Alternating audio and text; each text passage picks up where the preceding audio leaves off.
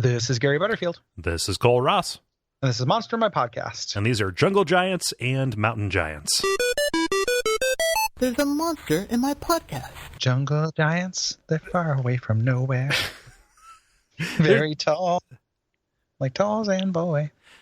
There's a little bit here, I would say. How about how I want to be inserted into this beautiful giantess? Yeah, no. She's her wild hair rides around the top of her head like a halo. Her jaunty satchel contains a world of sensual wonders. Her bandaged ankles and exposed feet highlight the green-yellow pallor of her skin.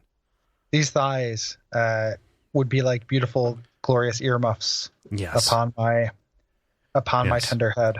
This leopard print loincloth is a gate to a world of imagination. The elemental plane of pleasure. Like, rub it and make a wish. Her constipated glare. She does look pretty pissed. Yeah. Like, hey, honey, why don't you smile? Well, to be fair, that is the proper response to being told to smile. 100%. She should stab anybody with this weird dagger. Like, is this supposed to be bone? Yeah, it is. It has a little bone thing at the end of the handle, but like the actual material. It's like not shit. serrated. It's studded. Yeah. It looks like it's very irregular. It's highly irregular.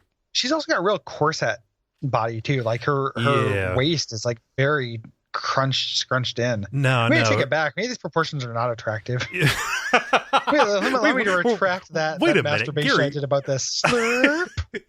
You were being ironic at the start of this. Yeah, because her kidneys are definitely shifted somewhere down by the backs of her knees, by her oddly constricted. I don't know what's going on with her with her ribs either. There's like some kind of what is she doing in this position? Like I guess she's walking forward in like the weirdest, like she's angrily tiptoeing.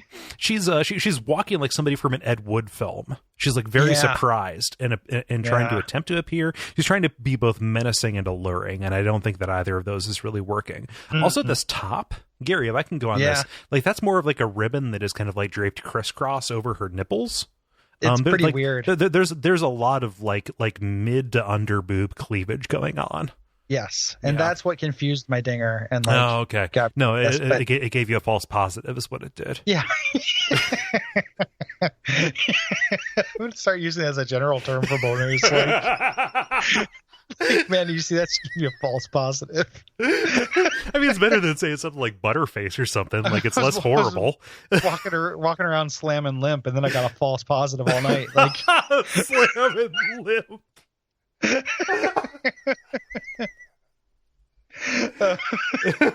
Hey, I just put this together too. Doesn't it kind of look like she's wearing Pitch Industries brand pizza panties? Oh, it really does. Oh my gosh, like the leopard sponsored pizza. Holy Yeah. shit, let's get Braden in. Yeah.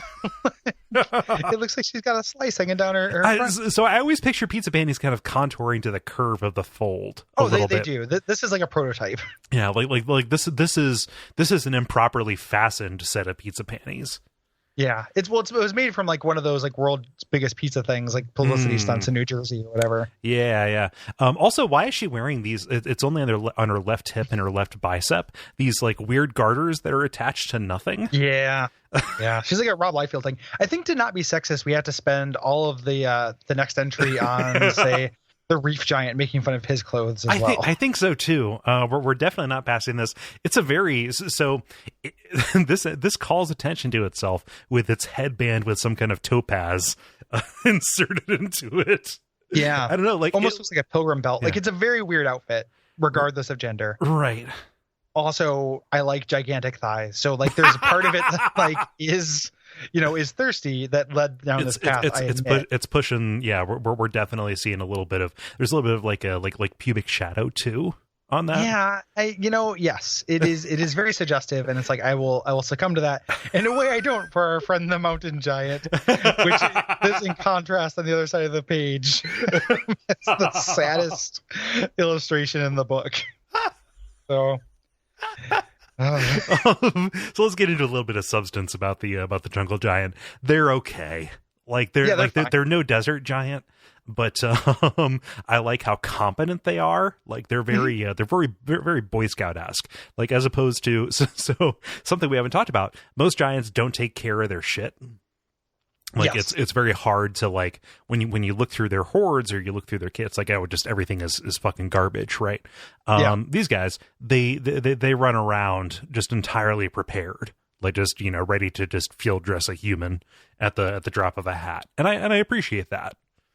It's because they are the trope of like the wise hunter, right? Is like their whole thing. Like they are they respect hunters. They are a noble forest warrior. Yeah. And I'm not super into that. Like I get pretty bored by rangers in general, but then like the ranger as monster trope, we run into these a lot. Yeah. There's like a dragon that respected hunters, like, I don't know, like just that kind of like, you've impressed me.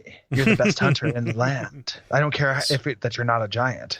Yes, when you can snatch, when you can grasp the swallow out of the air, then I shall give you the time of day. Yeah. No. Yeah. But they're kind and they're competent. La-di-da. Yeah. Neutral. They're not bad. Yeah. They're not bad.